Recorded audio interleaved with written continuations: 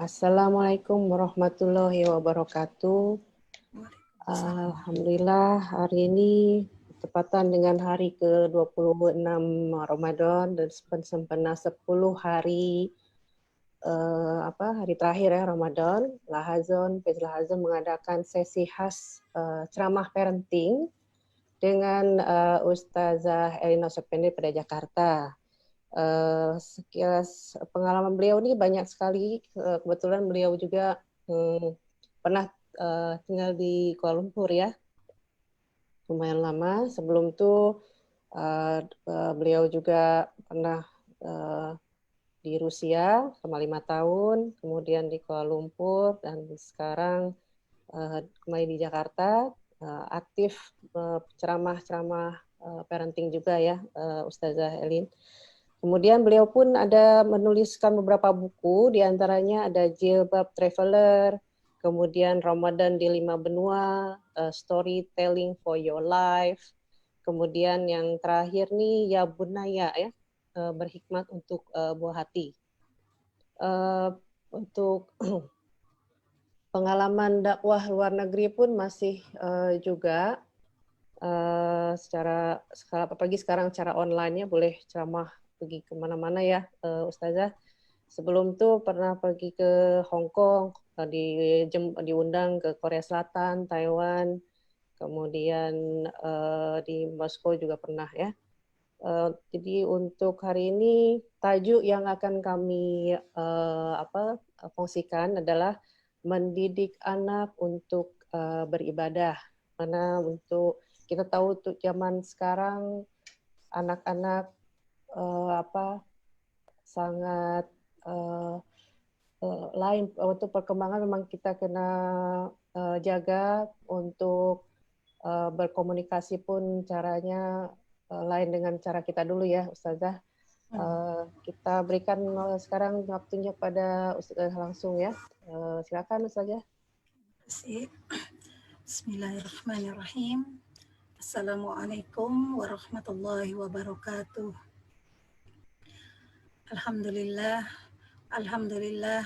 alhamdulillahillazi an'amana bi ni'matil iman wal islam wa nusalli wa yusalli ala khairil anam sayyidina Muhammad sallallahu alaihi wasallam. Alhamdulillah, puji dan syukur kita kehadirat Allah Subhanahu wa taala atas nikmat yang begitu banyak diberikan kepada kita, nikmat sehat, nikmat Islam, serta nikmat iman. Salawat serta salam pada Rasulullah Sallallahu Alaihi Wasallam beserta keluarga, sahabat, dan para pengikutnya. Baik, alhamdulillah penonton yang diridhoi Allah, yang disayang Allah. Materi tajuk kita adalah tentang bagaimana kita mendidik anak untuk ibadah. Ya, karena Allah menciptakan kita ya, hanya untuk ibadah saja. Ya, hanya untuk menyanjung namanya. Kita diciptakan Allah hanya untuk melakukan ketaatan. Ya, ketaatan saja semata. Ya. Nah, penonton rahimakumullah, bahwa mendidik anak ibadah ini adalah dia perlu training. Dia perlu proses. Dia tak boleh menjadi begitu saja. Kita perlu usaha. Dengan segenap usaha kita sebagai orang tua, ya, sebagai orang yang paling bertanggung jawab, ya, orang yang responsibility-nya begitu besar terhadap Allah. Sebab kelak nanti Allah akan mempertanyakan kita bagaimana usaha kita menjadi orang tua supaya anak kita senantiasa taat kepada Allah. Bukan saja taat terhadap orang tua, tapi taat kepada Allah yang Maha menciptakan kita. Di Quran surat Toha ayat 132, ya, Toha ayat 132, Allah mengatakan, Bismillahirrahmanirrahim, wa'mur ahlaka bis salati wastabir alaiha la nas'aluka rizqa nahnu narzukuk wal akibatu littaqwa, yang artinya adalah perintahkanlah kepada keluargamu mendirikan salat dan bersabarlah kamu dalam mengerjakannya, kami tidak meminta rizki kepadamu, kamilah yang memberi rizki kepadamu. Dan akibat yang baik ini adalah bagi orang-orang yang bertakwa sahaja. Nah, mengapa sholat menjadi hal yang begitu penting dalam hidup kita? Mengapa sholat begitu penting untuk diajarkan kepada anak kita? Ya, sebab sholat ini adalah rukun dan tiang agama kita. Dan sholat ini adalah harus memang kita tegakkan karena dia adalah bentuk tiang. Ya, apabila tiang ini runtuh, apabila tiang ini jatuh, maka apa lagi yang bisa menguatkan dia? Ya. Nah, artinya ketika kita sudah mengerjakan, sudah mendidik anak kita untuk menegakkan tiang tadi, maka ini artinya kita telah mengajarkan anak kita untuk menegakkan agama. Dan sholat juga merupakan tolak ukur amalan yang lain. Jika sholatnya baik, kata Rasulullah SAW dalam hadis riwayat Nasa'i, jika sholatnya baik, maka baiklah semua amalan dia. Jika sholatnya rosak, maka rosak pula semua amalan dia. Oleh karena itu, disinilah kita sebagai orang tua harus berusaha keras, ya, berusaha bertungkus lumus supaya anak kita sentiasa menegakkan sholat. Nah, dalam terjemahan tafsiriyah dari ayat tadi, surat Toha ayat 132, 32 ya, Imam Al-Qurtubi mengatakan tentang ini bahwa Allah memerintahkan Nabi untuk menyeru keluarganya untuk menegakkan sholat, ya, dan menunaikannya bersama mereka. Lalu bersabar. Ya. Kenapa harus bersabar? Karena memang perihal sholat ini dia perlu effort, dia perlu amalan, dia perlu usaha. Ya. Oleh karena itu harus sabar untuk berusaha. Ya. Kita pun ya, menasihati anak kita untuk melakukan sholat, maka kita harus bersabar. Oleh karena itu perlu sekali, wajib sekali kita menjaga keikhlasan kita. Menjaga keikhlasan untuk senantiasa menerima anak kita apa adanya. Kenapa? Sebab anak adalah amanah. Sebab anak adalah ujian. Anak kita bukan milik kita. Allah memberikan kepada kita sebagai pinjaman yang kelak nanti kita akan kembalikan hanya kepada Allah saja. Penonton rahimakumullah, apabila kita tidak ikhlas mendidik anak kita, macam mana kita nak mendidik dia untuk sholat? Macam mana kita nak mendidik dia untuk taat kepada Allah? Sebab kita mendidik anak tidak karena Allah saja. Innamal a'malu binniyah wa innama likulli imri'in ma nawa. Segala yang kita lakukan ini hanya berdasarkan niat kita sahaja. Niat karena Allah sahaja, bukan yang lain. Kita terima anak kita terlebih dahulu, apa adanya, baik dia cantik atau tak cantik, tinggi tak tinggi, pandai tak pandai, tapi dia adalah anak kita. Oleh karena itu kita kena ikhlas menerima anak kita, apa adanya, termasuk kelebihan dia, juga kekurangan dia. Pasti dalam Insya Allah, kondisi, ya.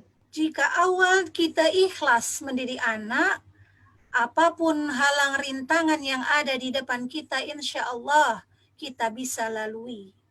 Sebab ini adalah latihan, training. Ya. Sebab ikhlas juga perlu di training. Sebab ikhlas harus dilatih. Dari tidak ikhlas untuk menjadi ikhlas, dia perlu latihan. Ini yang pertama. Yang kedua adalah kita kena sabar. Ya. Bahwa orang yang sabar mendidik anak, insya Allah anaknya akan menghasilkan anak-anak yang soleh. Ya, kenapa dikatakan sabar di ayat surat At-Taha tadi, ayat 132? Karena memang mendidik anak kalau tidak sabar, tidak akan menjadi. Dia proses. Anak ini menjadi soleh, dia by proses. Dia tak bisa menjadi begitu sahaja soleh. Ya, tapi kita kena sabar mendidik dia, mengajarkan dia. Sebelum kita mengajarkan sholat, bahkan kita harus memahamkan dia apa itu sholat. Kenapa kita kena sholat? Kenapa kita kena menyembah Allah? Ini harus diberi pemahaman terlebih dahulu untuk anak-anak kita. Oleh karena itu, orang tua kena sabar. Berapa kali penonton sabar kita setiap hari menyuruh anak kita sholat? Ya. Hai anakku, ya ayo sholat. Ya mak. Hari-hari lah Ustazah kan. Hari-hari ya dia diam je. Ayo sholat, iya ma, dia tak beranjak pula, dia tak bangun pula. Betul. Ayo sholat sampai 3 kali atau 5 kali. Kadang baru lebih. dia beranjak. Nah ini kita kena sabar. Pertama kali mungkin kita mengatakan, ayo sholat, kita masih sabar. 2 kali, ayo sholat, masih sabar. Sudah ketiga kali, suara kita naik dah tuh. Ya. Ayo sholat, wah Masya Allah ya. Sehingga apa? Kesabaran kita hilang ketika menyuruh anak kita berkali-kali untuk sholat. Setelah itu marahlah kita, ya, muka kita merah. Nah inilah yang akhirnya kesabaran kita hilang. Ya, oleh karena itu penonton rahimakumullah, ikhlas dan sabar ini adalah 2 hal yang kena ada dalam diri kita. Kita harus paham, kita latih ikhlas dan sabar kita. Bila masa-masa lalu kita tak sabar, maka kita coba untuk melatih sabar. Sebab di bulan Ramadan ini adalah bulan yang sangat tepat, yang sangat baik untuk kita menambah sabar kita. Jadi penonton rahimakumullah, sabar ini ada batasnya tak? Ada yang mengatakan, Ustazah, sabar itu ada batas. Saya dah larat tak sabar dah, tak kuat dah. Ya. Tapi ada yang mengatakan sabar ini tak ada batas. Oleh karena itu, sabar ini kena ditambah lagi. Semakin baik keimanan kita, maka kita mudah sekali menambah kesabaran kita. Oleh karena itu, penonton rahimakumullah, jangan lupakan, kita ingin anak kita sholat, kita ingin anak kita taat kepada Allah, tapi kita tak sholat. Ya. Macam mana? Kesolehan orang tua ini akan berdampak yang baik, yang positif atau negatif kepada anak kita. Orang tua soleh, maka insya Allah anak pun soleh. Jadi syarat yang utama untuk mensolehkan anak kita, maka kita kena soleh terlebih dahulu. Kesolehan orang tua ini ibaratnya adalah menjaga diri kita dari api neraka. Di Quran surat At-Tahrim ayat 6. Ya ayyuhalladzina amanu qu anfusakum wa ahlikum naro. Ya, wahai orang-orang yang beriman, lindungi dirimu. Ya, coba tengok, Allah menyuruh kita lindungi kita terlebih dahulu sebelum kita melindungi anak kita. Lindungi dirimu, setelah itu keluargamu dari api neraka. Macam mana kita boleh melindungi keluarga kita, anak kita, suami kita, semua keluarga kita kalau kita tak melindungi diri kita terlebih dahulu. Maka kesolehan itu harus kita lakukan pertama kali. Perbaiki solat-solat kita. Insya Allah, Allah akan juga memperbaiki solat-solat anak kita, pasangan kita.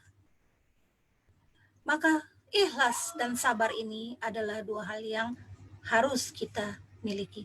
Dan yang ketiga adalah doa. Mengapa doa begitu penting dalam kehidupan manusia, terutama umat Islam? Karena doa adalah salah satu cara kita meminta kepada Allah. Doa itu tak hanya lepas sholat saja. Kita tahu kan doa itu lepas sholat, lalu kita menengadahkan tangan macam ni. Tapi dalam hati kita bersuara nih, batin kita mengatakan itu pun bisa menjadi doa. Tanpa sadar kita mendoakan anak-anak kita, tanpa sadar. Bila kita mengatakan anak kita, memanglah nih budak nih, ya, budak nih tak benar, budak nih nakal. Maka kun fayakun, jadilah dia anak yang tak benar dan anak yang nakal. Maka kita sebagai orang tua kena hati-hati dalam berucap. Sebab semua ucapan kita akan menjadi doa. Oleh karena itu, penonton rahimakumullah, doa sebelum anak kita melaksanakan sholat, kita doa. Ya Allah, jadikanlah anakku anak yang rajin sholat ya Allah. Anak yang taat kepadamu ya Allah. Itu sebelum kita menyuruh anak kita sholat.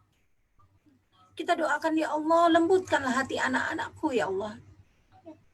Rabbi habli minas salihin.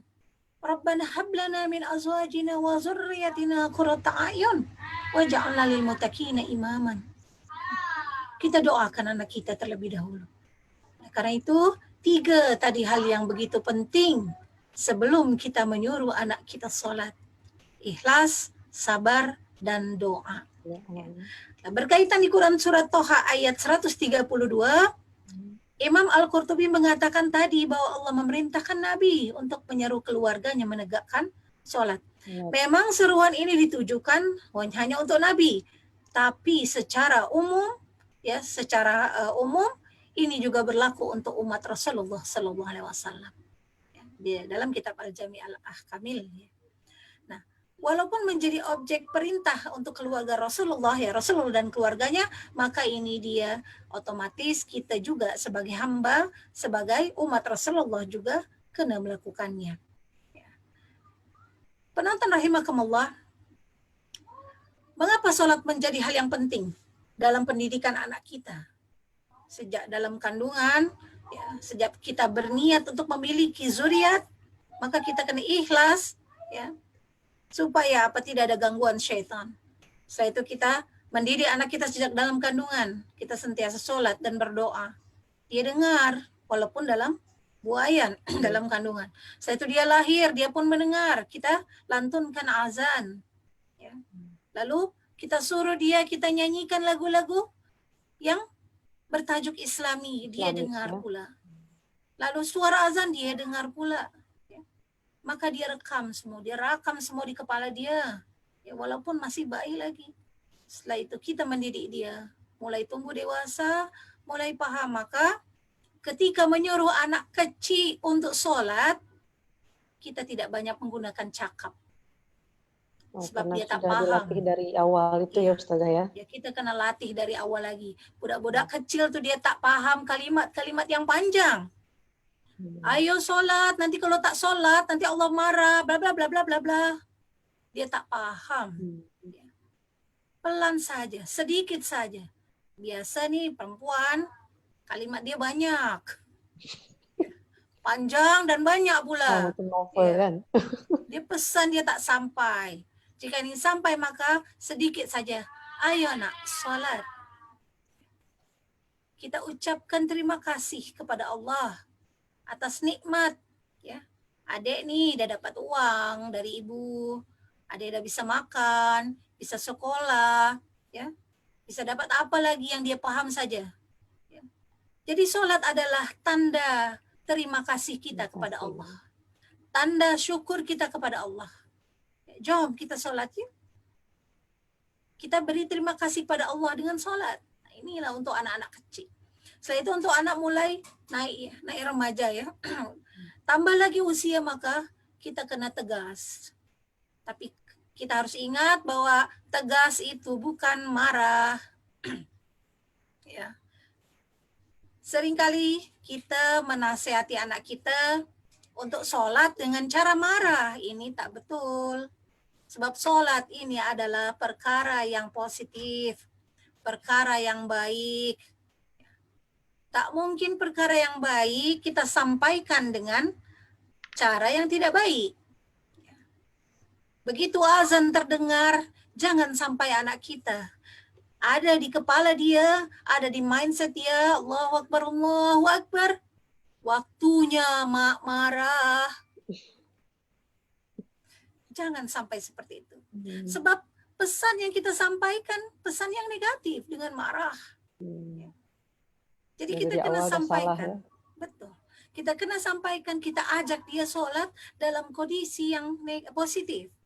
Dalam kondisi yang baik. Sebab sholat ini adalah perkara yang baik. Jadi kita kena ingat, cara kita menasihati anak, juga harus baik. Insya Allah apabila kita menyampaikan dari dalam hati kita, maka insya Allah akan sampai ke hati anak kita. Dari hati sampai ke hati insya Allah. Penonton rahimakumullah, salat ini juga tolak ukur dari amalan kita. Yang tadi saya katakan bahwa Rasulullah SAW dalam hadis riwayat Nasa'i mengatakan yang pertama kali dihisab dari seorang hamba di hari kiamat adalah salat. Jika salatnya baik, maka baiklah semua amalannya. Jika salatnya rusak, maka rusak semua amalan kita. Jadi penonton rahimakumullah, salat juga lah yang akan menjadi pagar penjaga anak kita dari perbuatan keji dan mungkar. Yang saat ini begitu banyak perbuatan-perbuatan tak baik, lingkungan dia, baik di luar rumah, di sekolah, di mana saja. Mungkin saja di rumah dia aman, di rumah dia baik, kita bisa lihat dia setiap hari, tapi di luar sana kita tidak tahu, kita tak mampu melihat dia. Oleh karena itu, dengan solat yang sudah ditegakkan anak-anak kita, maka insya Allah Allah akan menjaga anak kita. Dan ini adalah menjadi salah satu syarat. Ada beberapa hal yang penting sekali untuk diperhatikan terkait mendidik anak kita untuk menegakkan solat. Yang pertama adalah dalam Quran surat Taha tadi ayat 132 dikatakan istabir. Dia bukan isbir. Isbir bermakna sabar, sabarlah. Tapi Allah mengatakan istabir. Ya, istabir di sini dia ada penekanan lebih dalam lagi. Ada makna bahwa kita kena menjalankan kesabaran yang lebih. Karena menegakkan sholat itu tidak ringan. Yang tadi saya sampaikan, ya, di Quran surat Al-Baqarah ayat 45 dikatakan, dan sungguh sholat itu adalah sesuatu yang berat, kecuali bagi orang-orang yang khusyuk. Dan yang kedua adalah kesabaran yang paling ujung itu kita perlukan bukan hanya dalam menunaikan sholat sahaja, tapi juga dalam hal mengingatkan. Ayo, siapa tunjuk? Siapa yang sudah lelah dah penat dah mengingatkan anak sholat, dah penat dah habis dah sabar dah. Ya. Sabar. Iya, karena inilah kita kena sabar. Ya. Kita tak boleh lalai. Kita nak bangunkan dia sholat subuh, dia masih tidur pula. Sometimes kita kesian ngelihat anak kita tertidur lelap, tertidur nyenyak. Kita tak tega membangunkan dia. Jangan macam tu. Kita kena bangunkan dia. Kita tak ingin anak kita dihumban ke dalam neraka hanya karena tak solat, hanya karena kita kesian. Tak bangunkan dia secara perlahan. Tunggu dia sampai dia bangun, ya. Lalu ajak dia untuk solat. Setelah itu, jangan sampai kita ada emosi atau kekerasan, ya, dalam mengingatkan anak kita solat. Karena mengingatkan anak sholat dengan keras, ini hanya akan menyisakan traumatik saja. Ya. Dan ini sampai dia besar nanti, dia akan teringat-ingat. Saya kalau dia ajak sholat itu, mak marah, bapak marah gitu. Dia ada trauma.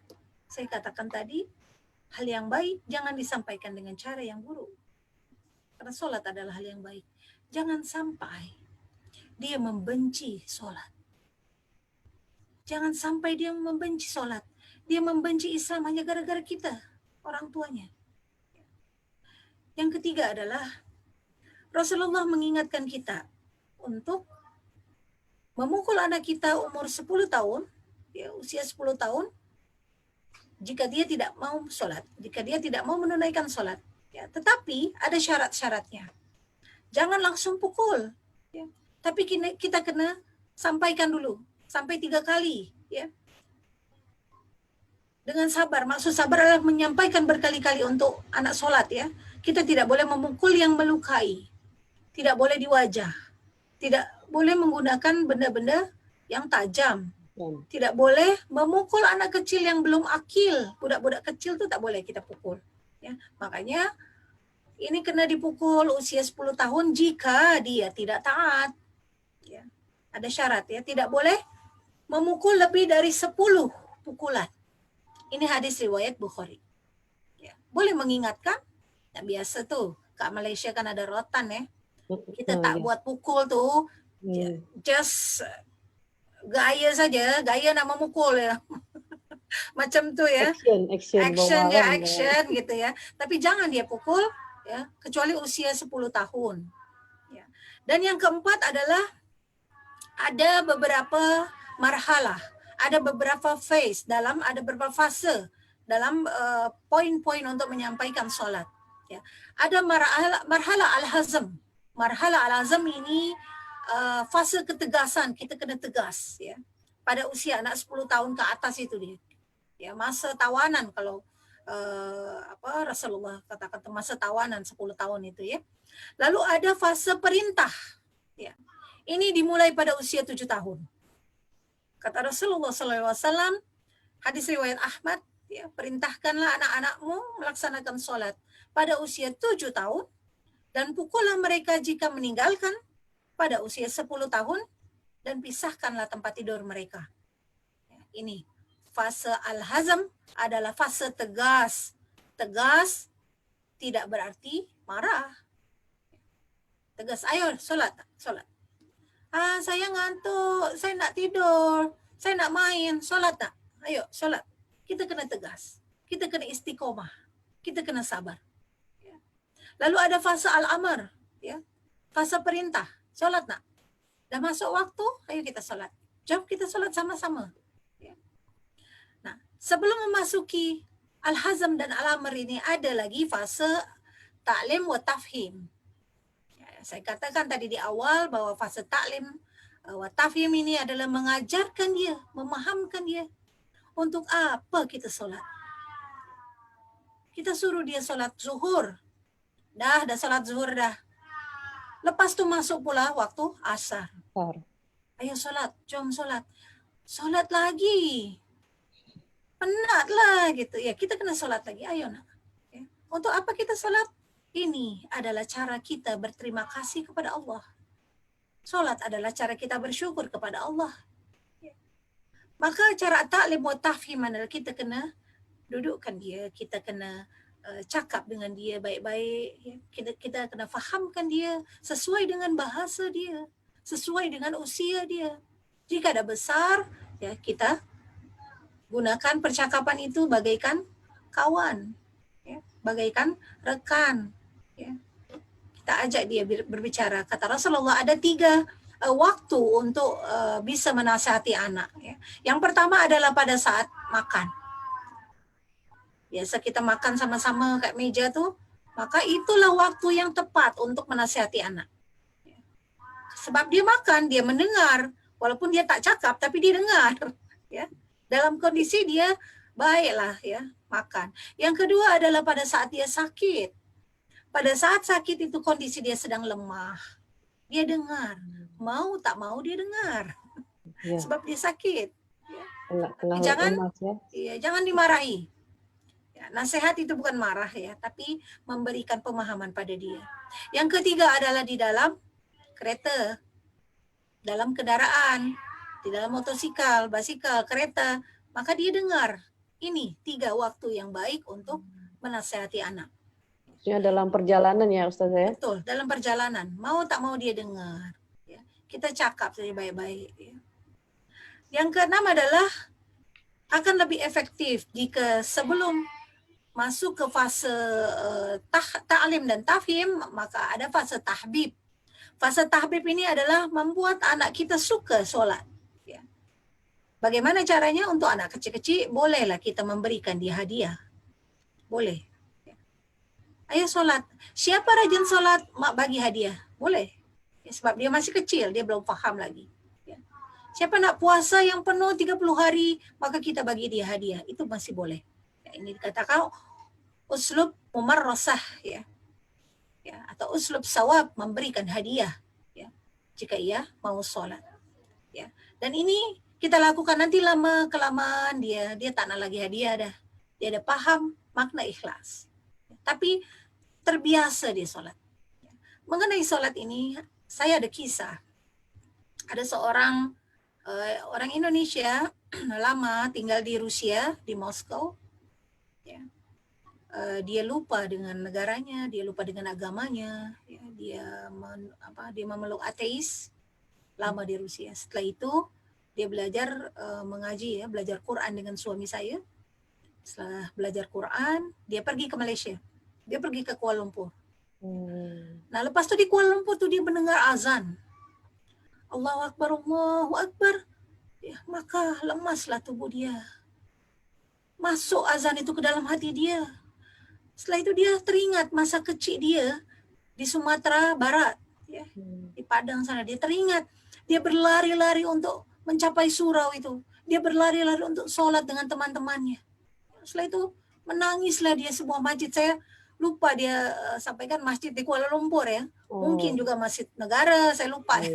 Atau masjid wilayah, saya lupa. Atau masjid di Putrajaya, tapi lemaslah lutut dia. Dia teringat masa kecil dia. Alhai, dulu kecil saya rajin sholat. Kecil saya teringat, saya berlari-lari dekat surau, berlari terjatuh ya di sawah tuh, untuk lari ke dalam surau untuk sholat. Dia teringat, terbayang kembali masa-masa kecil dia, rajin sholat. Setelah itu mulailah dia kembali ke Islam. Inilah kenapa sejak kecil kita kena mengajar dan mendidik anak kita sholat. Sebab nanti ini akan menjaga dia sampai bila-bila masa. Sampai akhir. Dan akhirnya orang tersebut kembali ke Islam. Alhamdulillah. Alhamdulillah dia wafat dalam kondisi husnul khatimah. Maka penghujung kita nih, kita mana nak hujung kita, nak husnul khatimah ke? Atau su'ul khatimah? Tentunya kita ingin husnul khatimah. Sebab ujungnya ini ada orang manusia baik, buruk ke bagaimana nanti di ujungnya. Bisa jadi dia pada saat hidup baik, dermawan, tapi kematiannya su'ul khatimah, na'udzubillah min zalik. Tapi ada orang yang buruk, yang jahat, maka kematian dia husnul. Kenapa? Dia bertaubat. Tentunya kita semua ingin husnul khatimah. Amin ya rabbal alamin. Nah, yang berikutnya adalah yang ketujuh, kita kena memberi kudwah. Kita kena memberi contoh. Macam mana anak kita nak solat apabila kita tak solat. Ya. Sedari kecil dia hanya melihat saja. Anak kecil itu dia melihat. Dia merakam semua kegiatan ibunya, bapak dia. Ya. Maka disimpan oleh dia. Maka kita perlu ada kudwah. Anak kita perlu ada contoh. Ya. Memang sebaiknya ayah terlebih dahulu. Bapak dia terlebih dahulu kena beri contoh. Ya. Saya teringat di Quran surat Al-Kahfi ayat 28 ya.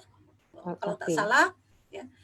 Ketika Nabi Khidir melakukan perjalanan bersama Nabi Musa ya. Melakukan perjalanan lalu menghancurkan tembok ya di sebuah kota.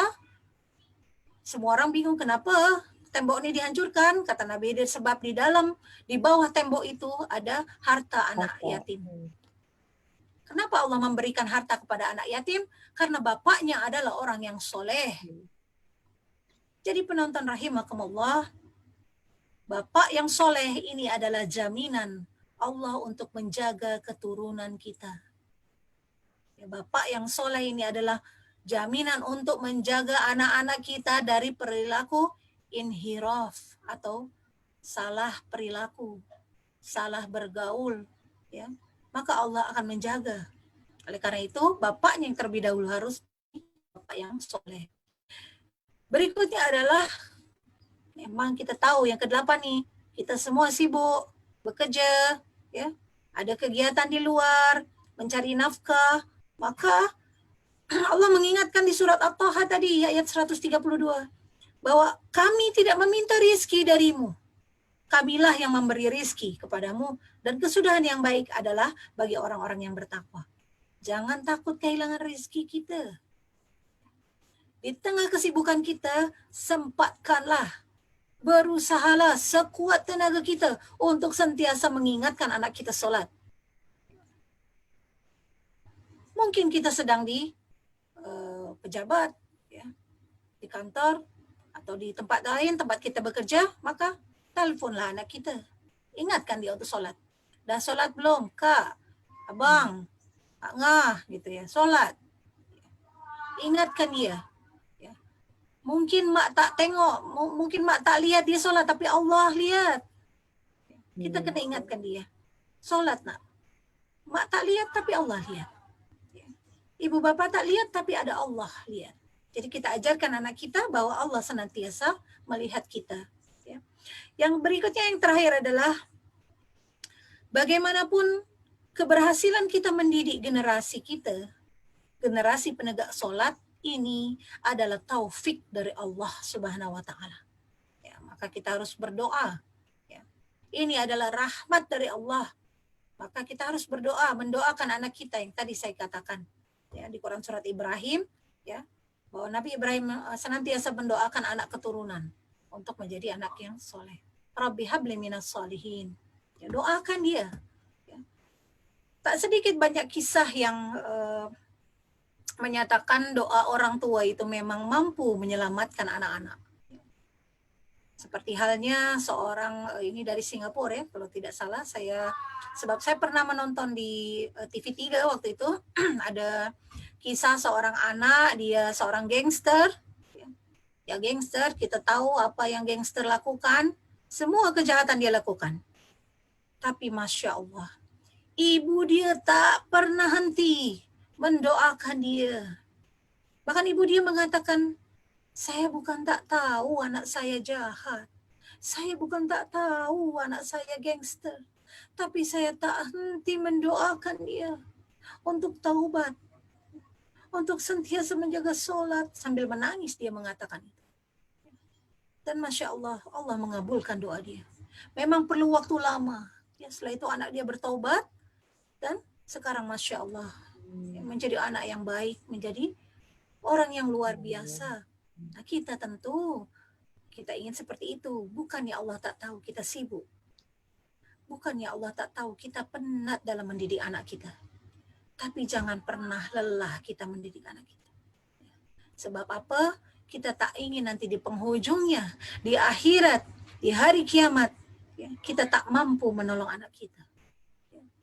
Kita tak ingin anak kita justru yang mendorong kita ke dalam neraka. Na'udzubillah min zalik. Oleh karena itu, penonton rahimakumullah, didiklah anak-anak kita selagi kita masih bernafas. Selagi kita masih ada. Selagi kita masih bisa berdoa. Selagi kita masih mampu mengingatkan dia. Sebab kita kapan tak tahu kematian kita terakhir. Kita tak tahu macam mana usia kita berapa, kita tak tahu. Kita ingin anak kita, lepas kita wafat, anak kita tetap menjalankan sholat. Itu yang kita inginkan. Kita ingin lepas kita tiada, maka anak kita tetap melakukan kebaikan. Kenapa? Karena itu sudah dididik dari kecil hingga dewasa. Kita tak tahu bagaimana akhir hidup kita. Oleh karena itu, peluklah anak-anak kita. Peluk dalam kebaikan. Peluk dalam doa-doa kita. Sebab anak kita tak memilih siapa orang tua dia. Kita pun tak memilih siapa anak kita. Kita tak tahu. Kita tak boleh memilih. Kita ingin anak kita baik, ya. Kita ingin anak kita yang pandai dan sebagainya. Tapi Allah bagi dia ke kita, maka peluk dia, terima dia apa adanya. Kita ikhlaskan anak kita. Kita mudahkan. Sebab semua yang kita lakukan maka berujungnya adalah pada ikhlaskah tidak ikhlas kita. Kita ikhlas, alhamdulillah. Sebab kalau ikhlas, macam mana yang hal-hal lain yang menyulitkan ini tidak ada makna, sebab kita hanya berharap ridha Allah saja. Kalau bukan karena Allah, saya tak nak mendidik anak saya. Kalau bukan karena Allah, saya tak nak lelah-lelah mengajar anak saya. Kalau bukan karena Allah, saya tak nak solat, tak nak begini, tak nak begitu. Ini karena Allah saja. Maka perkataan-perkataan manusia yang datang tentang anak kita, tentang kita tak peduli. Sebab tujuan kita hanya Allah saja. Itulah yang digambarkan sebagai ikhlas. Sebab di Quran surat Al-Ikhlas tidak ada kata-kata ikhlas. Ikhlas ini hanya karena Allah saja. perkataan manusia yang menyakitkan, yang berbagai ragam, berbagai macam, kita tak peduli.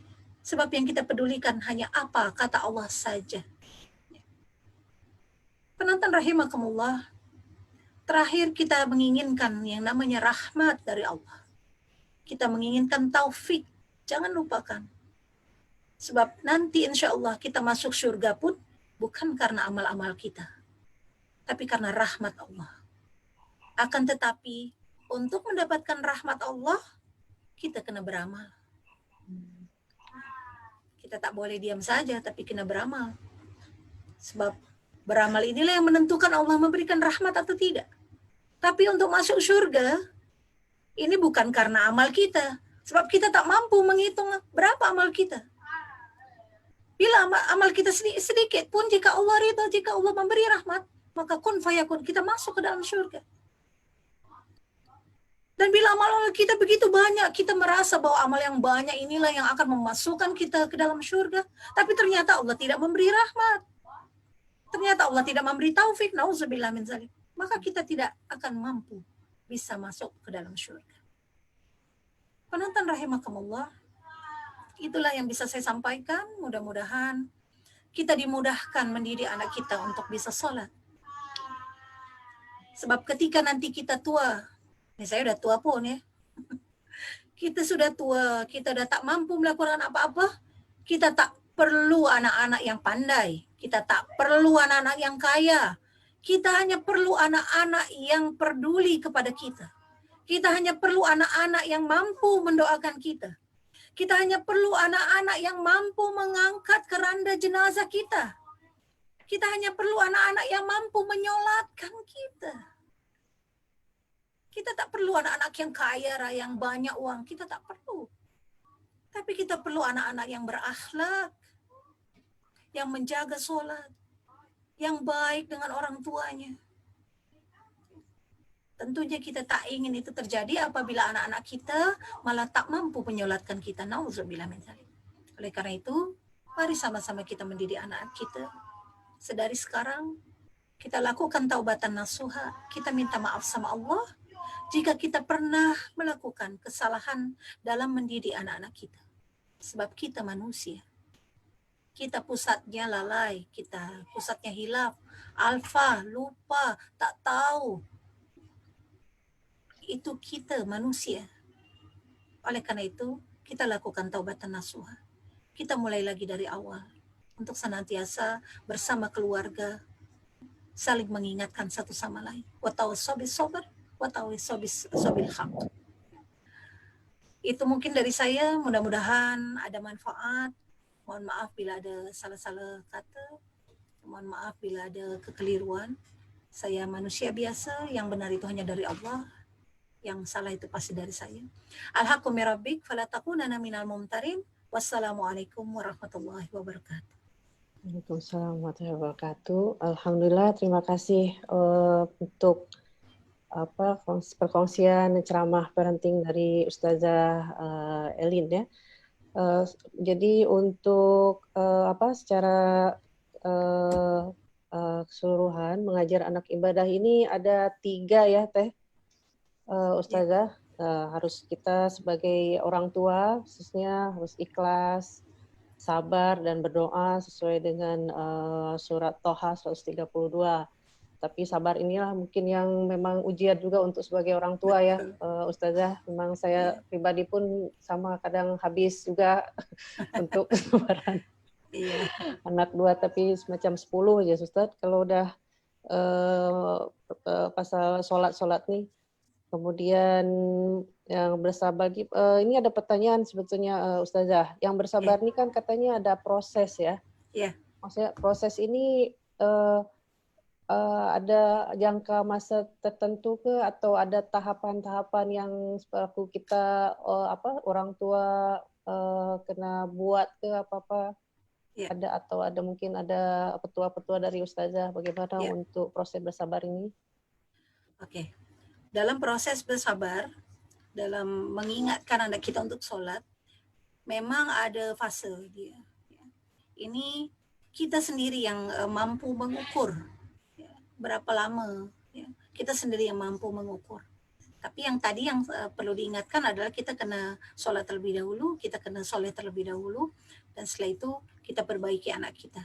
Dia tergantung pada berapa usia dia. Apabila masih kecil, dia hanya melihat saja, dia mencontoh.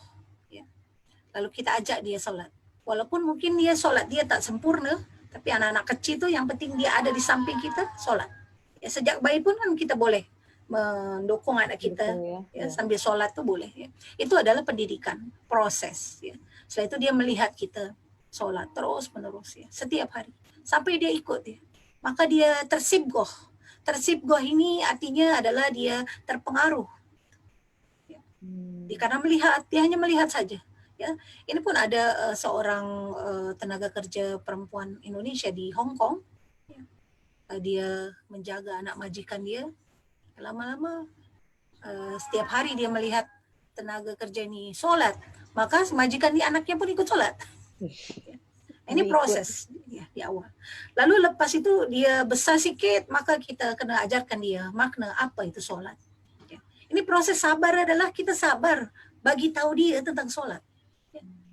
Kadang-kadang kita tak sabar membagi tahu dia tentang sholat. Sholat dah, sholat.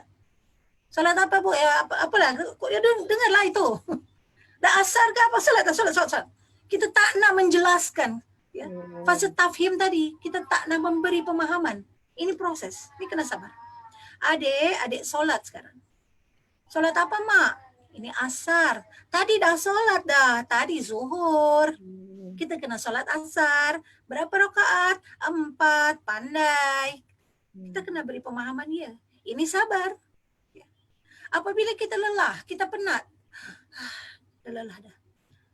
Masuklah ke dalam kamar, jangan marah. Masuk ke dalam kamar, ambil nafas dah 3 kali. 1, 2, 3, istighfar. Astagfirullah, ya Allah. Mengapa saya lelah nih? Mengapa saya penat? Astagfirullah, keluar kamar. Ya adik, yuk salat. Jadi apabila kita tidak sabar, kumpulkan lagi semangat kita untuk bagi tahu dia salat. Apabila kita tak sabar juga, estafetlah ke suami. Pak, bagi tahu dah. Bapak dia kena bagi tahu. Ya. Jadi suami isteri kena ada tandem. Kena kerjasama. Kerjasama ya, berdua. Ya, kata Upin Ipin tu, apa yang penting? Kerjasama ya. Kerjasama dia penting. Jadi apabila mak dia penat, maka gantilah dengan bapak dia. Ya. Dua-dua penat macam mana? Nah, yang itu masalah juga Ustazah. Masalah juga, maka kena banyak istighfar. Astagfirullah. Kita tengok dia. Kita bayangkan bagaimana nanti Allah bertanya kepada kita. Di padang mahsyar Allah tanya, kau ajarkan tak anakmu salat? Kita tak mampu jawab. Bangun dah. Kita akan ketakutan yang teramat sangat apabila Allah bertanya pada kita, lalu kita tak boleh jawab. Saya teringat, mak saya tuh, dulu ketika saya kecil tuh, jika saya tak nak solat, maka dia tanya, saya akan jawab apa nanti bila Allah tanya, you tak nak solat, apa jawaban? Oh, terus takut ya? Oh, ini boleh takut juga Ustazah. Oh. Nanti saya tak boleh jawab, Allah tanya saya, you tak nak solat, saya kena yang ditanya Allah. Saya kena jawab apa? Bangunlah saya, solat ya. Jadi ini proses sabar.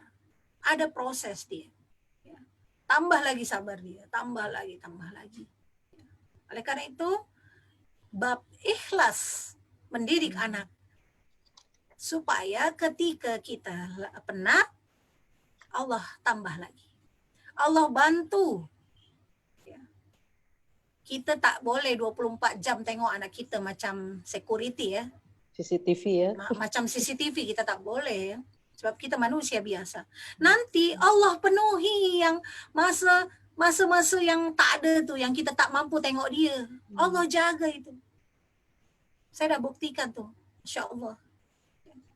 Saya lelah, saya penat lepas dakwah. Allah yang menggerakkan anak-anak saya pergi ke masjid. Masya Allah. Allah yang menggerakkan dia. Ya, iya dah mendengar dia mengaji sendiri, seorang-seorang dia. Dan saya tak mengingatkan dia sebab saya penat.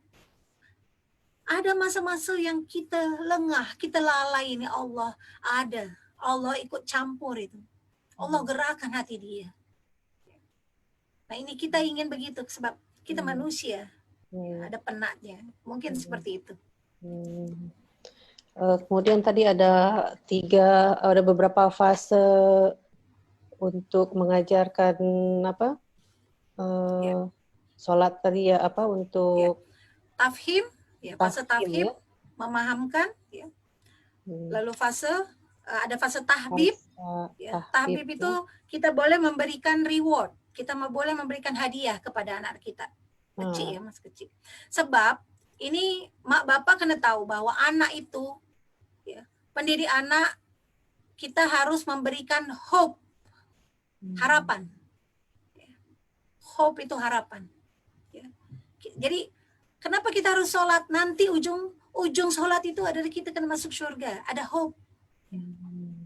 Adek nak sholat. Tak nak, saya penat. Oke, nanti ibu bagi coklat. Adek mau, nah itu hope. Coklat itu bagi dia hope. Itu untuk anak kecil-kecil. Ya. Untuk anak yang besar sedikit, ada apa nanti? Ya. Kita sama-sama di surga. Itu hope. Ya. Mak senang jika kau sholat. Mak yang dapat pahala. Ya. Sebab mak tak mampu bawa amal-amal sendiri. Ya. Nah ini hope. Ya. Oleh karena itu, pada saat menyuruh anak, memerintahkan anak untuk apa saja, kita kena bagi dia hope. Jangan satu pilihan. Give them 2 choices. Okay. Dia main game. Ya. Adek sholat. Anak. Okay. Nak sholat ke nak main game? Apabila sholat, mak bahagia atau dapat coklat, main game, adek tak dapat apa-apa, Allah murka, mak tak suka, bagi dia 2 pilihan. Saya nak sholat lah. Oke, pilih. Ayo sholat. Tapi jangan marah. Bagi dia 2 pilihan. Ya, give them 2 choices. Selalu 2. Ya. Nah, sholat dulu, setelah itu main game, atau main game baru sholat. Tapi kuncinya di sholat. Ya, bagi dia 2. Tak nak sholat, nak main game, tak. 2 saja. Sholat dulu, atau setelah itu main game atau sholat. Ya, jadi selalu bagi 2. Jangan 1, sebab 1 dia tak ada pilihan. Nanti dia menyimpan itu kekesalan di dalam hati dia. Ini yang disebut orang tua otoriter. Ya, orang tua otoriter dia hanya 1 saja pilihan. Kita kena bagi 2 pilihan untuk anak-anak. Dia asik, dia sedang menonton TV, maka jangan langsung dimatikan TV-nya. Bagi dia waktu. Adek, sholat. Ya nanti. Sedang nonton Upin Ipin. Ayo adek sholat, ya nanti. Oke. 5 minutes. Bagi dia waktu 5 menit. Ya, gitu. Dia tak akan marah. Sebab apabila langsung kita matikan itu television, maka itu seperti memutus kesenangan dia. Memutus kebahagiaan dia. Dia marah nanti. Dia tantrum. Ya. Dia bagi dia 2. 5 minutes. Ya. 4 minutes. Iya. 3 minutes. Maka dia tak tantrum. Dia begitu kita matikan, dia tak marah lagi. Sebab sudah kita warning. Warning dari awal ya. Ya, sudah warning dari awal. Bukan jadi terus begitu. Off ya. Iya. Kemudian tadi ada yang untuk tahbib kedua sebagai contoh ya. Ada contoh juga ya. Ada contoh, kita kena bagi dia contoh sebab anak tuh visual, dia melihat saja. Ya, awal dia melihat, dia merekam semua. Maka kita kena bagi contoh. Lalu ada fase al-amr. Al-amr itu perintah. Kita jangan diam saja. Anak tidak akan serta-merta dia sholat begitu saja tanpa kita perintah. Tapi perintah itu bukan yang marah. Ayo nak sholat, jom sholat. Wajah ibu bapak kena bahagia. Senyum ya. Senyum pada saat mengajak anak kita sholat. Jangan marah, sebab marah tuh wajah dia jelek. Sholat sesuatu yang baik ya. Ayo sholat. Masya Allah ada azan tuh, jom kita sholat. Gitu ya. Ini fase amar. Ya. Setelah itu ada fase apa tadi yang pertama? Tadi yang fase mengingatkan dia. Tadi yang taklim ya. Tahim. Tafhim. Ya, tafhim memahamkan. Ya. Jadi dia paham ya, untuk apa. itu kita kena duduk. Ya tadi duduk dia nasihat itu melalui Yang 3 waktu kendaraan ya, ya, makan, di sholat. kereta, saat makan, saat dia sakit, itu kita berikan dia pemahaman. Inilah dia kenapa kita kena sholat. Allah jaga kita karena kita sholat. Tidak kuciptakan jin dan manusia kecuali untuk ibadah. Ya. Tugas kita hanya ibadah saja kepada Allah. Ya. Jadi kita harus memberikan pemahaman seperti itu. Ya. Baik, Insya Allah. Terima kasih banyak Ustazah Elin, banyak sekali ID juga untuk saya pribadi ya Ustazah, untuk meminta anak-anak saya sholat juga. Saya mau try juga nanti cara Ustazah. Jadi itu untuk penjelasannya tadi dah ada untuk kita sebagai orang tua harus bersabar, tidak boleh sambil marah untuk meminta anak-anak kita untuk ibadah, sebab kalau udah beribadah sananya pun nanti akan terus lancar ya Ustazah ya, dan pembelajaran dia juga, pembentukan pola pikir anak-anak juga akan terpengaruh juga dari yang komunikasi antara kita orang tua dengan anak ya, terutama dengan ibadah. Kalau udah ibadah boleh kita buat, menyuruh dia untuk belajar semua pun rasanya senang juga ya Ustazah. Insyaallah. Ya, ada tambahan lain Ustazah? Ya sebab kita inginkan anak kita dia bergerak sendiri. Kita tak payah lagi suruh dia, tapi kita kena bertungkus lumus untuk mendidik dia supaya dia bergerak sendiri sholat. Ada azan, dia jalan lagi ke masjid. Anak saya ini dah, alhamdulillah ada yang besar dah macam tu. Dia bergerak sendiri, dia mengaji sendiri, dia ada target-target khatam Quran gitu dia. Saya tak perlu suruh lagi dia. Mak dia tak ada kerja. Tapi memang ada masa-masa penat tu ada. Ada pasti ada. Berapa anak ya Ustazah? 6 ya? Anak saya 6 alhamdulillah. Gimana ada 6, 5 laki-laki, 1 perempuan. Dan 1 ada anak dengan autism. Ini lagi ada kunci surga saya dia tu. Betul-betul lah ya. Pakar betul nih Ustazah tu nih. Subhanallah. Baik, mungkin itu saja untuk acara ceramah parenting online yang dibawakan khas pada Anda daripada Al-Hazon sempena 10 hari Ramadan ini. Sebelum kami tutup, mungkin Ustazah bersedia berdoa bersama kami di sini Ustazah. Ya. Baik, penonton rahimakumullah. Kita berdoa semoga Allah meridhoi acara kita hari ini dan semoga Allah memudahkan kita dalam mendidik anak-anak kita. A'udzubillahi minasyaitonirrajim. Bismillahirrahmanirrahim. Hamdan syakirin, hamdan na'imin, hamdan ni'ama wa yukafi mazidah. Ya Rabbana lakal hamdu kama yanbaghi li jalali wajhika wa 'azimi sultanik. Raditu billahi rabba wa bil islami dina wa bi Muhammadin nabiyya wa rasulah. Bismillahilladzi la yadurru ma'asmihi syai'un fil ardi wa la fis sama'i wa huwas sami'ul 'alim.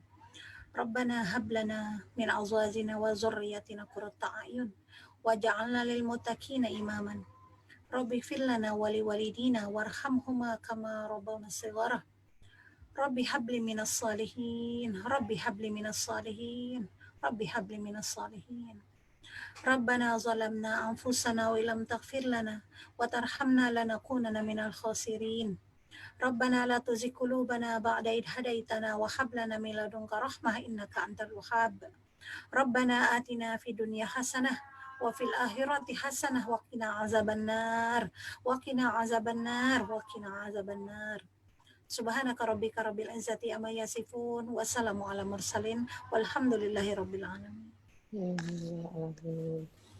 Baik, berakhir sudah acara untuk hari ini, parenting online daripada Al-Hazon. Insya Allah nanti kemudian hari kita akan buat lagi dengan hal yang sama untuk meningkatkan atau munasabah diri juga ya Ustazah ya. Oke, terima kasih banyak. Assalamualaikum warahmatullahi wabarakatuh. Waalaikumsalam warahmatullahi wabarakatuh.